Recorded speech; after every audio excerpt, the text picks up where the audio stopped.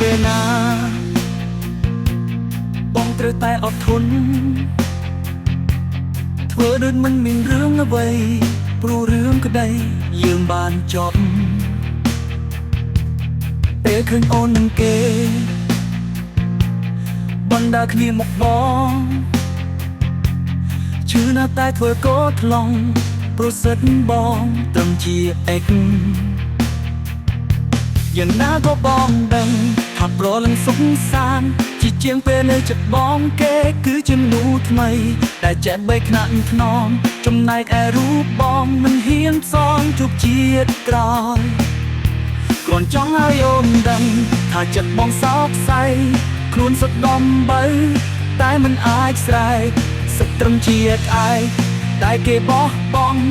បានត្រឹមសំងំមើលអូនផុតទុំចិត្តបងក៏ស្រណុកមានក្តីសុខតាមអូនដែរ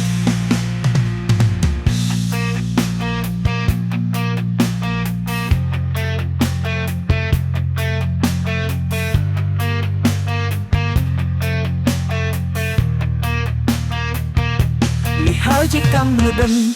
មិនអាចកែ